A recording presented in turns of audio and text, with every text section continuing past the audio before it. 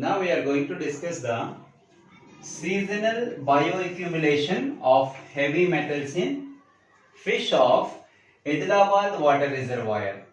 Seasonal bioaccumulation, and we have discussed already bioaccumulation, entry of pollutants into the food chain or food web or a ecological pyramid is called accumulation.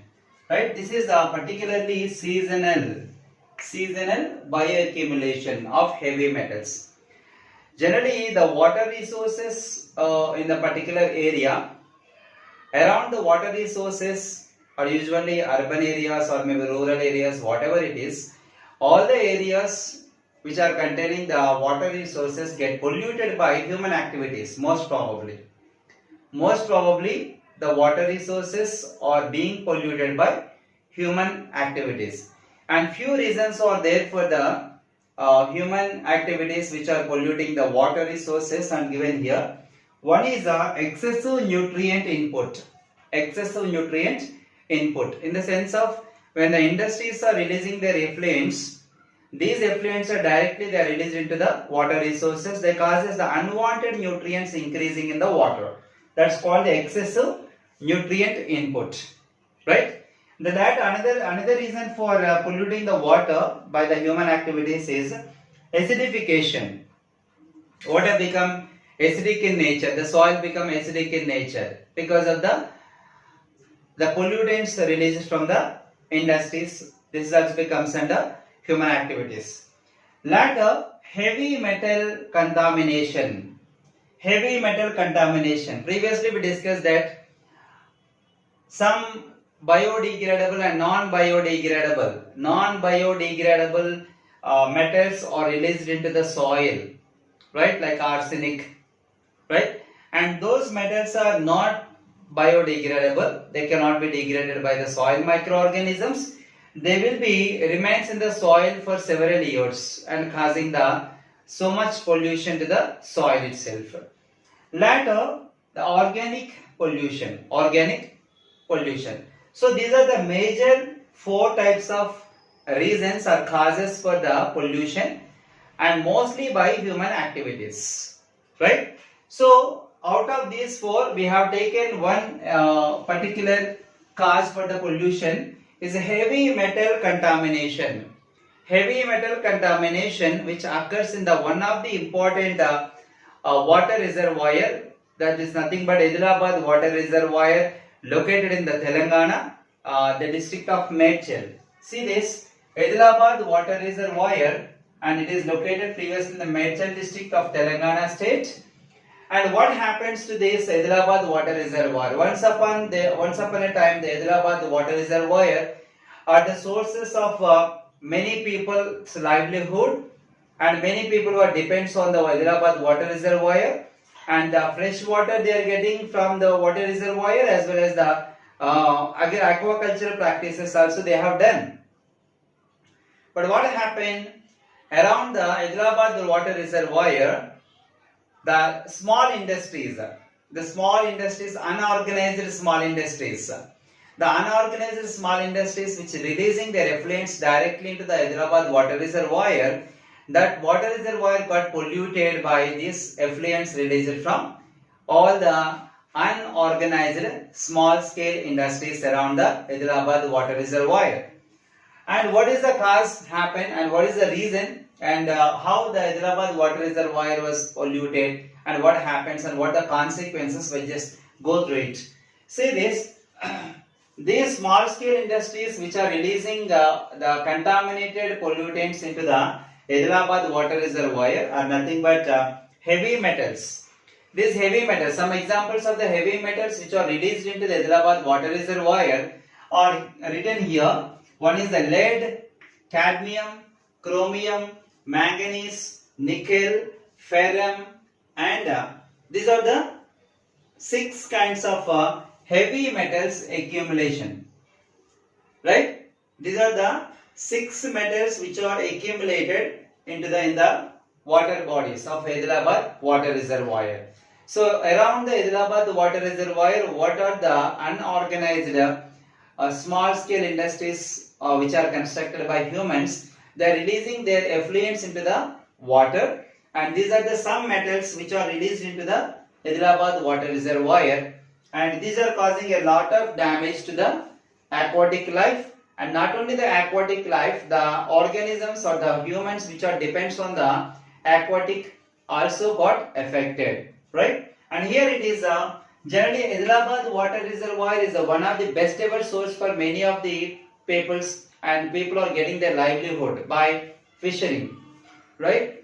Fishing. When people are doing the fishing and they capture some fishes and they are selling in the market itself, and they are surviving, right? That is their livelihood. And here it is when these chemical or metals are dissolved in the water, these metals are eaten by the fishes which are present in the Hyderabad water reservoir, and these heavy metals are deposited in the fish body, specifically some parts. Those are the liver, kidney and gills, right? These heavy metals are deposited in the bodies of fishes, particularly liver, kidney and gills, right?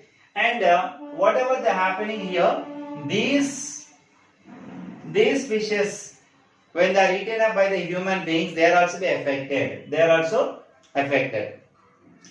But these things are happening so that the people got finally realized that, and they are checking that parallelly they will study the metals deposited in the fish body because of the industries releasing these chemicals in the water, and so that they have some kinds of a study of the fishes present in the Hyderabad water reservoir comparatively the other water reservoirs which are very nearer to the Hyderabad water reservoir. And see this here, there is a parallel study has taken.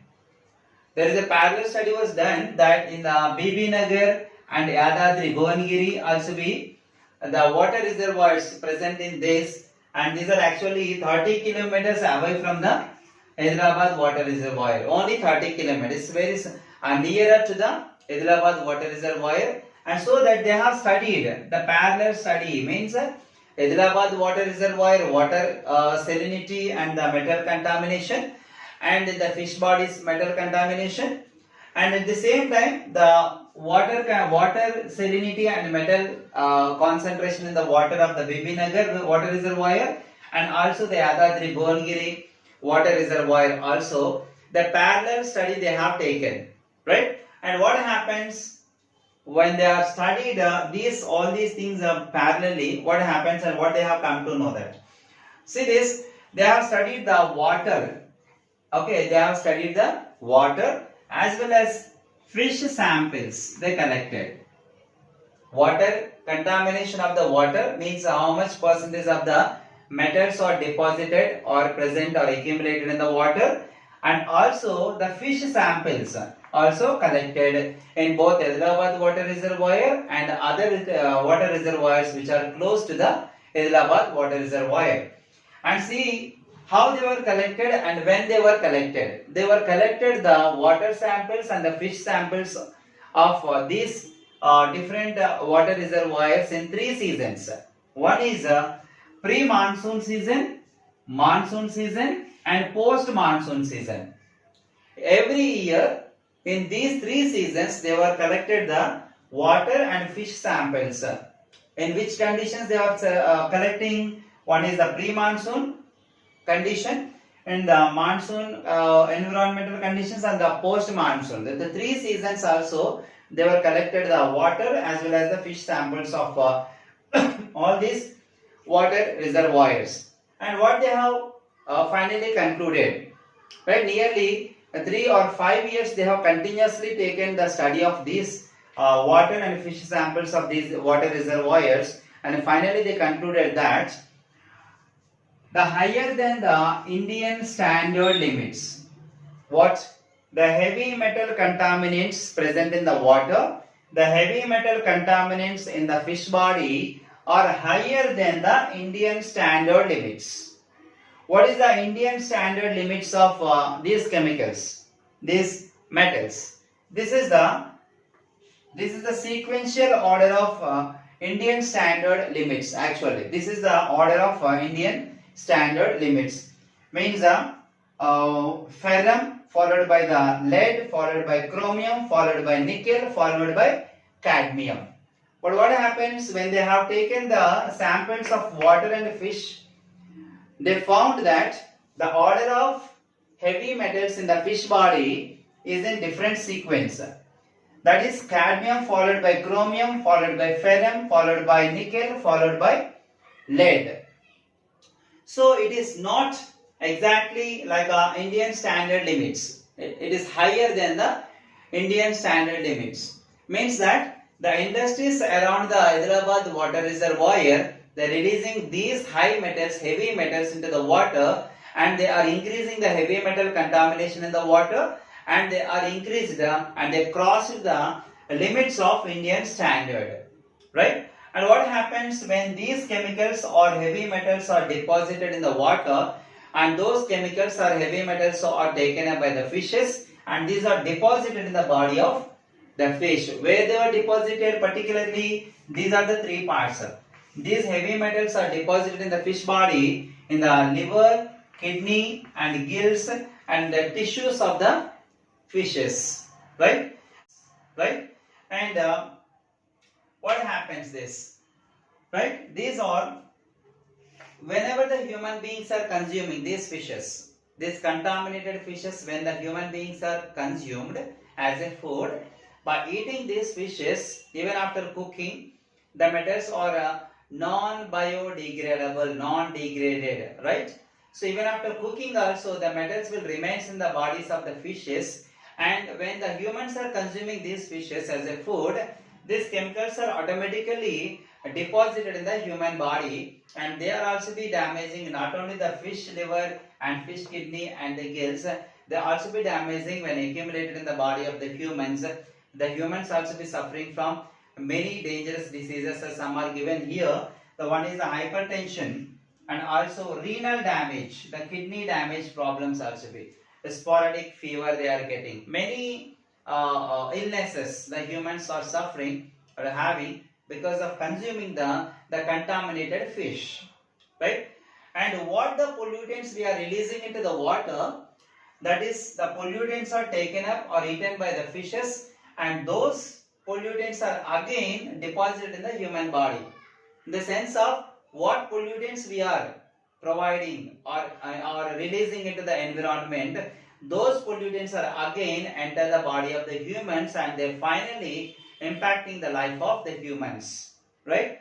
And okay, by all these kinds of things, and human beings wherever they are present, of course they are damaging the every environment. They never leave any environment. They can be damage the pollute the environment, like the water and the terrestrial, the forest and desert and grassland, marine water, fresh water.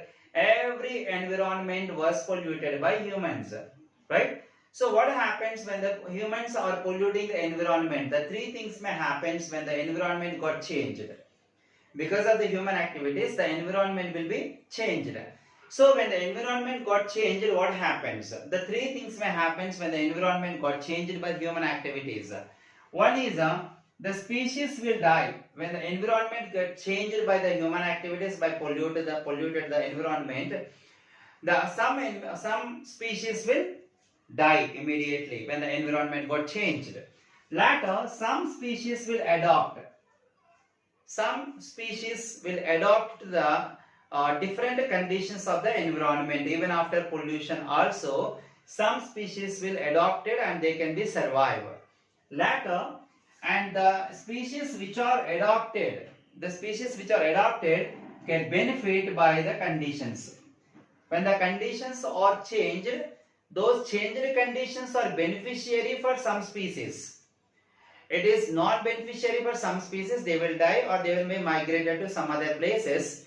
But those changed conditions of the human pollution is also beneficiary for some unwanted species. Those species will increase in number and they will be beneficiary, and they are automatically increase in number.